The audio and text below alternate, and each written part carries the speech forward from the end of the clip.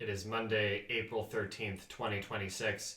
Super Typhoon Sinlaku has undergone very rapid intensification in the northwest Pacific Ocean today. 185 mile per hour peak sustained winds, 890 millibar minimum pressure at peak intensity per the Joint Typhoon Warning Center. Absolutely insane. And unfortunately, even though she has come down a little bit from that peak intensity, she's still a very powerful Category 5 typhoon. And unfortunately, she is headed straight for the island of Saipan in the Northern Mariana Islands. All right, so first things first here. Here is some of the satellite imagery that we have seen throughout the day. It has been absolutely insane.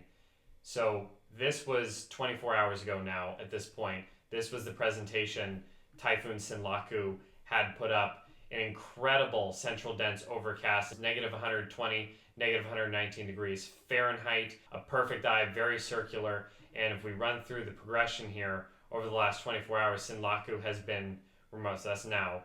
But if we run through the progression here 24 hours, Sinlaku has been remarkably stable. It took her over 18 hours at a very stable Category 5 intensity before we saw any sign of an eyewall replacement cycle. This is the kind of satellite presentation that you only see with some of the strongest tropical cyclones on the planet, right? So you're talking akin to Hurricane Melissa last year, or Typhoon Haiyan in 2013. This is just an absolutely flawless satellite presentation, completely symmetrical central dense overcast, and a perfectly circled, like a black hole of an eye, basically. Now, finally, after 18 hours of being very stably at Category 5 intensity, Sinlaku has started to undergo an eyewall replacement cycle, and you can see that here, right?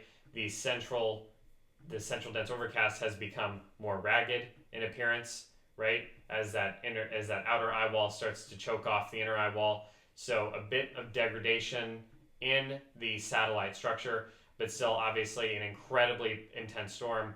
And this eyewall replacement cycle, the timing of it, and then what happens next with it, right? So this is a critical juncture here in trying to determine the possible strength Sinlaku will be when she makes landfall in Saipan, potentially later tonight or early tomorrow morning. So is this eyewall replacement cycle big and nasty and destructive, right? Does it really tear the storm's inner core apart and she falls down to a still, yes, very powerful, but not quite as catastrophic 145, 150 mile per hour-ish Category 4, right?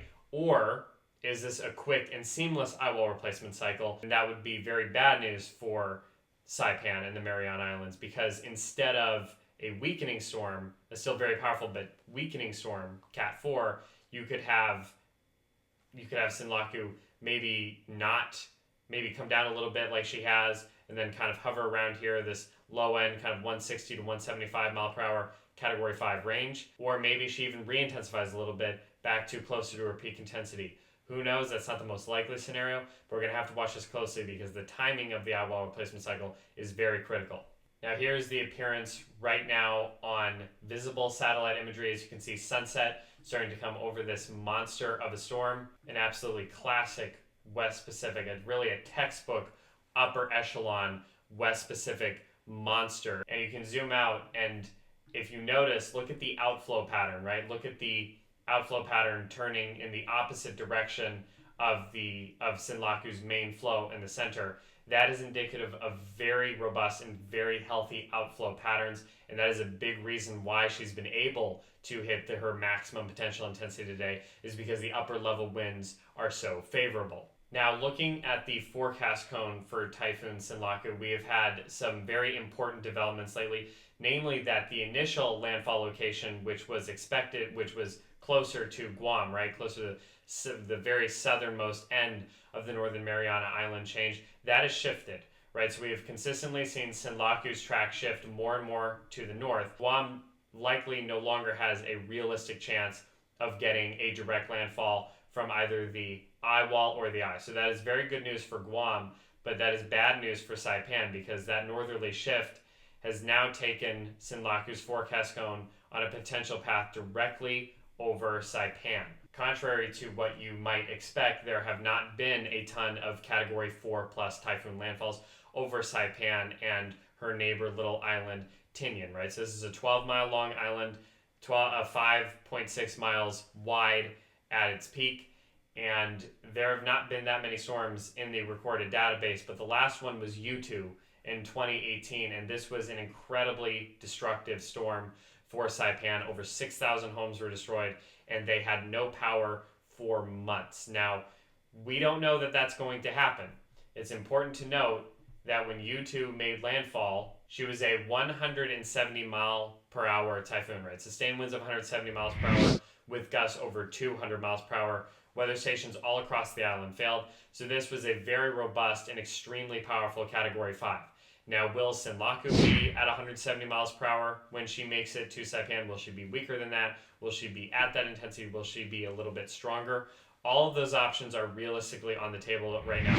Looking at the wind field here for Sinlaku, that's when we could expect landfall. Right here, early Tuesday morning is when the Euro model thinks we're going to have landfall in Saipan. So that's the timing there for you guys. If you're in Saipan right now, you need to be rushing the rest of your preparations to completion. This is a very serious situation no matter which way you slice it. Even if Sinlaku continues to just steadily weaken from here on out, it's still not going to be enough time for her to completely fall apart or not be an incredibly dangerous typhoon. So big time winds, big time storm surge, all of that is on deck for you guys in Saipan.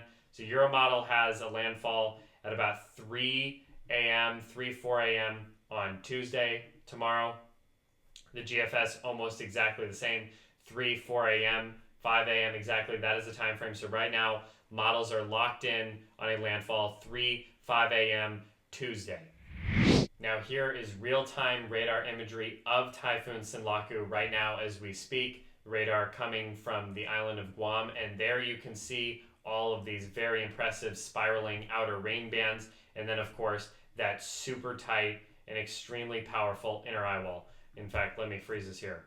So here is the eye and inner eye wall of Sinlaku right now. An extremely tight core, very powerful. If we look at the eye diameter, here it's about 18 miles in diameter. And as we move forward here, this is the path we expect her to take. An upward motion and then potentially right across Saipan. Again, we could see little shifts in the track. There's still some time to go, but at this point, we're getting to the 24-hour mark and under 24-hour mark until landfall. At this point, models are starting to lock in the timing, the area. That is all starting to solidify a little bit more. So the uncertainty is decreasing and the confidence is increasing that we could see a direct landfall over Saipan. Really minimum, you're looking at 140, 145 mile per hour Category 4 typhoon. On the west coast, unlike the east coast, which is a very rocky, steep cliffs on the east coast of the island. But on the west coast, not only do you have a lot of population centers near the water here, but these are also much flatter, sandy, low-lying beaches. So as Sinlaku comes into landfall, right, that counterclockwise flow is going to bring an onshore push, a potentially very strong onshore push, into some of these low-lying areas on the western side of Saipan. So if you are on that side of the island near the ocean, you need to be paying really close attention. Obviously, there's going to be some level of storm surge risk, and you can see how intense the reflectivity there is of the eye wall in these last few frames as Sinlaku steadily gets closer. This is a very tall and very powerful eye wall. All right, so this is the situation that we are tracking now. Saipan, you need to be ready and prepared immediately. We are getting into 24 hours, maybe even just under 24 hours before landfall, before Super Typhoon Sinlaku, the second strongest tropical cyclone ever recorded in the Northern Hemisphere, before the month of May. Even if she's not that intensity by the time she makes landfall there, she is not going to have enough time to weaken substantially. This is a really scary storm, really terrifying situation. And based on how strong she is, Saipan could be looking at some major damage, winds capable of destroying buildings, life-threatening storm surge, and potentially power outages that could last for weeks, maybe even months. It depends on how many power poles are taken, how bad the infrastructure there takes a hit. Of course, we here at Back Perch Weather, we are going to continue covering this typhoon, this historic an absolutely incredibly powerful storm system here. Follow us on X at Backperch Crew. That's where most of our coverage is. And of course, we will be hosting a live stream for Sinlaku's landfall over Saipan late tonight and then early into tomorrow morning.